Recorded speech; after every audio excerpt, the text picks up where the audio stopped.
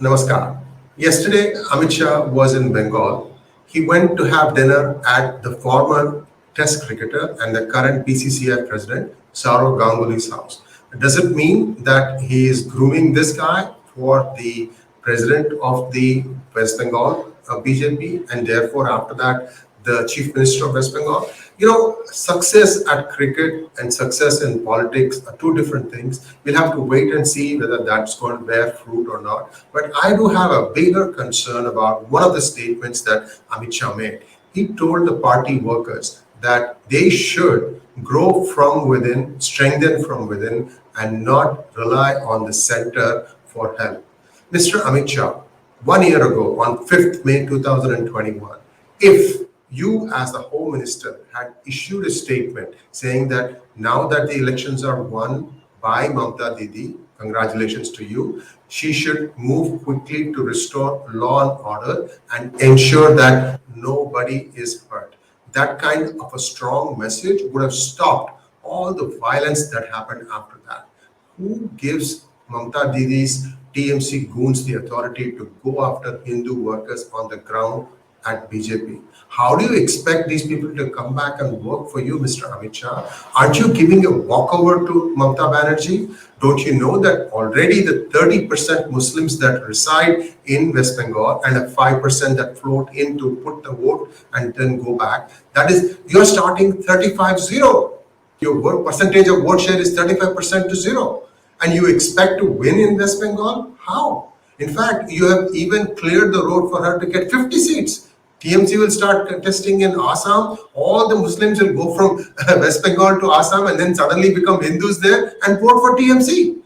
You don't think that is possible? Just wait and watch. These people are going to find new devious ways to win elections. And this is not limited to just West Bengal alone. Look at the fate of the BJP workers in Kerala as well as in Tamil Nadu. BJP is not coming to their help. They get isolated and they are getting cherry-picked, and the brutal way in which they are being killed. And now it's also spreading to Karnataka. I have done many videos now about all these details, and you have done nothing. You haven't even lifted your little finger to try and ban the PFI. What prevents you from banning them? But not just effectively banning them, throwing all those lumpens who are going back all the way to Simi and something else in the past. Why aren't you jailing them? These people have rap sheets.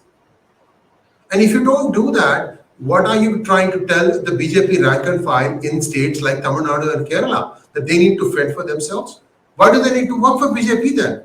BJP needs to try and get the best cadre, the most motivated cadre to work for them in a selfless manner. And then you will go and parachute in somebody else from the other parties and say, this is a winnable candidate and therefore we are putting him. Is that how you reward the BJP workers? By the way, I'm not a member of the BJP party. I'm not a member of any party for that matter. Not Republican, not Democratic, not Congress, not AAP, not TMC, not BJP, not nothing. I am an independent, and I am telling you, no one is going to work for you the way you treat your rank and file, Mr. Amit Shah.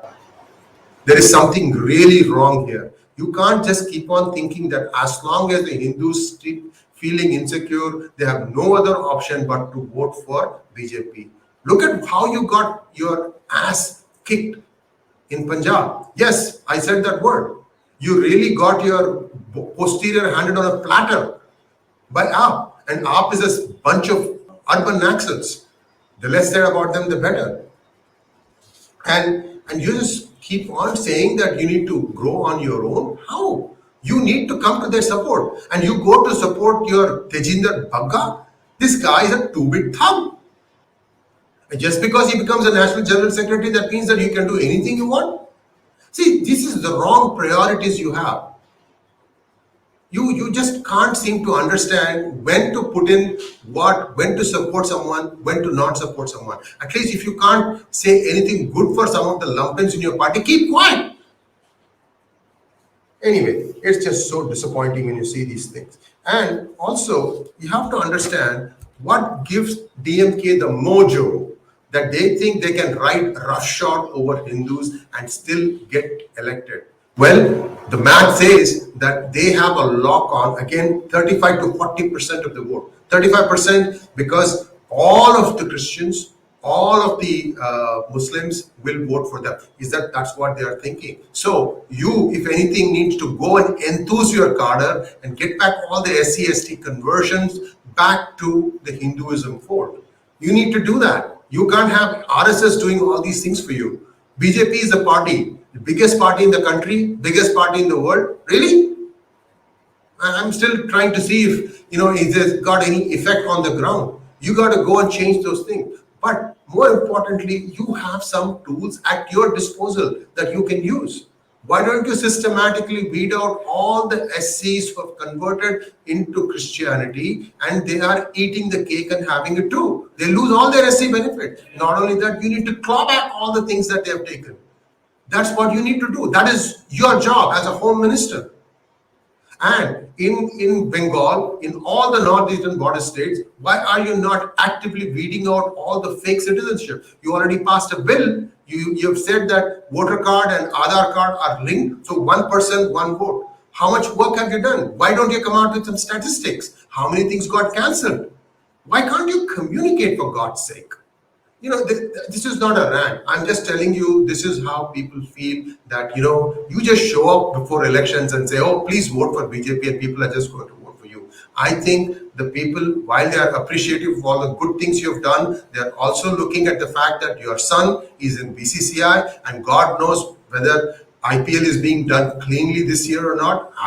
I personally, I don't believe that. I think that this has become a tamasha. This is a money-making machine. So everybody is making money. You're also now making money because you've got your son in the most critical spot there. So I don't believe for a word that BJP is not corrupt, because your actions show that. You go and raid M.K. Stalin's son-in-law, Sabarisan, one day before the election or 2 days before the elections, in giving enough telegraphing that you're going to raid him. What does he do? He takes all the money out. You find nothing in their house. Did you check and see if the income tax officers that you're sending are clean or not? Did you send them from some other state? Did you do your due diligence? If you don't do that, sorry, the government apparatus is completely compromised. Didn't you see that in this local elections in Tamil Nadu from 5 p.m. to 6 p.m.? The state government officials went hand in glove with the DMK to make sure that the DMK wins. I mean, these are all, you are a master at winning elections. How come you are finding new ways to lose now? So the point here is, it's obvious, it is black and white as to what is happening in some of these critical states. And unless you crack the whip, and you as a home minister, unfortunately, you are the home minister, you're also the de facto president of the BJP party. You are the person who can make it happen, because you have proven to the Indian people that you can. You have the gravitas, the testicular fortitude to abrogate 370. You've done that. Congratulations. I tip my hat to you. Now, do all these things. Save the country. Thanks for watching. Namaskar.